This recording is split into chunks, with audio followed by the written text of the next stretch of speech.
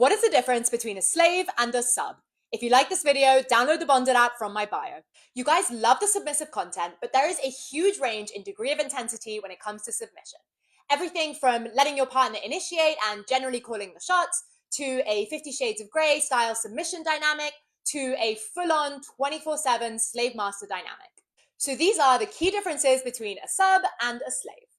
1. Negotiation and limits. A submissive should always negotiate their soft and hard limits, whereas a slave pretty much gives up all control to their master and lets them decide. 2. Ongoing consent. A submissive typically makes an ongoing decision to continue to obey and generally submit to their dominant, and that consent can be revoked at any time with safe words. A slave, on the other hand, doesn't usually have any safe words. They decide at one point in the past to give all control over to their master, and from that point on, they're expected to fully obey. 3. Reach. A submissive is typically only submissive for defined and relatively short periods of time, and only for bedroom or bedroom-adjacent activities. A slave, on the other hand, is expected to obey across all domains of their life, and that really extends beyond the bedroom. 4. Identity. A submissive will typically have an identity that goes beyond what happens in the bedroom and what role they take on. A slave, on the other hand, is a really all-encompassing label and tends to define the person a little bit more.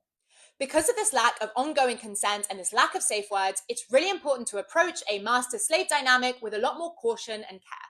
Before giving up your free will, you should always make sure that you 100% trust the person that you're playing with. It's usually a good idea if you're experimenting with a master-slave dynamic for the first time to start with short periods of time and then slowly ramp up if you enjoy yourself. Remember that mutual enthusiastic consent is a must, and even if you don't have safe words, in reality, you always retain the right to get up and walk away at any point in time if you feel uncomfortable.